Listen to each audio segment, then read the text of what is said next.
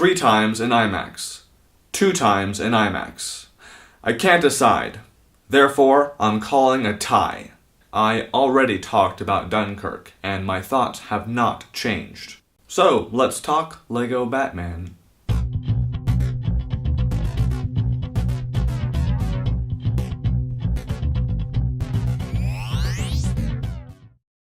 The Lego Batman Movie. Batman and Robin, dearest friend. This is how you do a toy commercial. The story follows Batman. When he tells the Joker he is not his greatest villain, it breaks Joker's heart. Angry and feeling unloved, he makes a plan to have Batman send him to the Phantom Zone. His goal? Get Batman to admit they're in a serious relationship as Batman and Batman's greatest villain.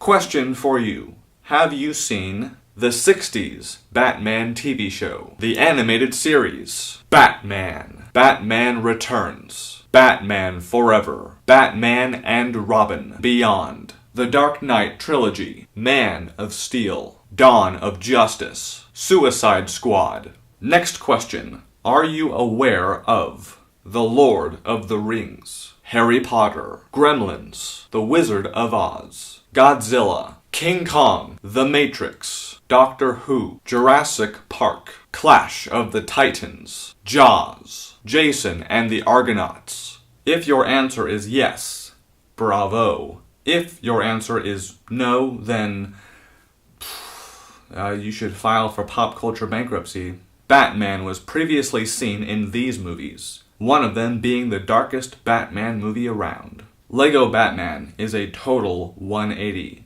Batman smiles. It's Lego Batman, so it works. Although, to be fair, so did this. Craft a seamless tone, and the smile fits in. The first time I saw this, my smile never faded. The second time, ditto.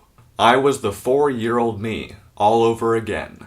If you're a literal kid, you won't have been allowed to see Batman brood all 8 times. Therefore, your parents will be laughing and you will feel left out. Speaking of, remember when you saw the Lego Movie and you thought, best movie ever, and then Lego Batman showed up and you thought, that's what was missing. Yeah, times that by a whole movie and we have a nominee for the National Film Registry. How can it not be with Lord Voldemort as the voice for Alfred? Too perfect for words. Like all the greats, his time is spent making sure Bruce Wayne gets to bed on time. He's not your ordinary billionaire playboy after all. At night, he dons a bat suit to rid Gotham of crime. It's the quest that will never end, and our writers have put that reality under the microscope using the Lego lens. A message about family is in close-up. As a boy, Thomas and Martha were killed, inspiring Bruce to fight fire with fire. Agreeable if that syncs with your personal life philosophy. I know Commissioner Gordon would agree. Paperwork and court only go so far. Chris McKay avoided both with animation. Logistics are no problem. Live action calls for location scouting, permits, stunt doubles, insurance, and a U-Haul for equipment. The one I showed you is for a small production. If we're talking large, Hollywood, big production, more like this. Side note, best case scenario, that is my life in my 40s. It's worth it too. Batman set pieces are always impressive. And not just the Nolan movies. Tim Burton set the bar. Joel Schumacher followed suit. They've gotten better, but they remain a nightmare to film. Plus, people can die, and that makes animation infinitely safer. Lego Batman is aware of that, and makes the opening scene alone the most bonkers Batman set piece. In a live-action movie, this opening would balloon the budget and risk of injury to Avengers 3 territory. Batman is at war with the Joker. Their history informs their Lego portrayal. These two made a perfect couple. These two upped the ante. These two are very amusing. I still can't believe that a member of Arrested Development and one of the Wolf Pack lent their voices to legendary characters. But they have, and I have a lot of admiration for the spirit they brought. Ditto for the writers. Seth Grahame-Smith, Chris McKenna, Eric Sommers, Jared Stern, John Whittington. Double ditto for Chris McKay. He cut the Lego Movie. You may have heard of it. My Uber driver taking me to the movie had not heard about the Lego Batman movie. I was this close to losing my Legos. I assembled all of these as a way to blow off steam. Meanwhile, Batman is indulging in Jerry Maguire, making this movie Tom Cruise's animation debut. Also, rewind about 10 seconds. That sound, it's from the PS2. No idea why, but I like it. It provides nostalgic texture. Speaking of nostalgia, do you know how many actors have played Batman?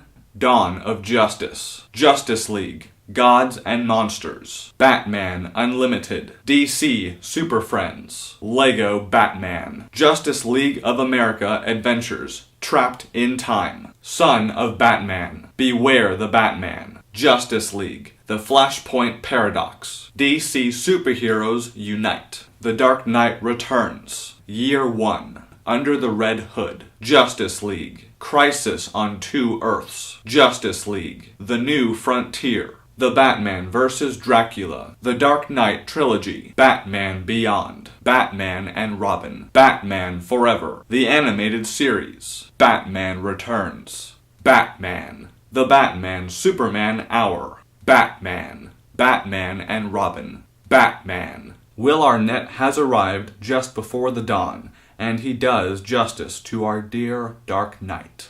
Michael Cera does the same for Dick Grayson, an orphan that wants to be adopted by Bruce Wayne, with a couple of exceptions. I'm not really a fan, but now I'm convinced the sole reason he was born was to voice Robin in this movie.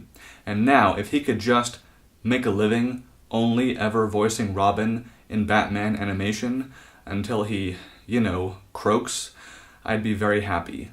Just after his second scene, we come to one of my many favorite scenes. Bruce Wayne listens in shock as Barbara Gordon explains in detail everything wrong with Batman. If you are a mega fan, you know 3 things by the end.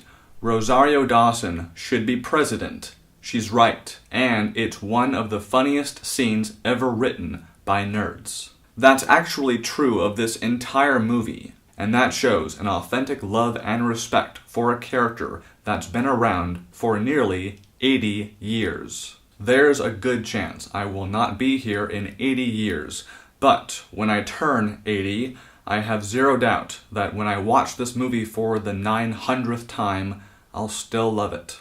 Why? It's Lego Batman! Thank you, and may the Batman be with you.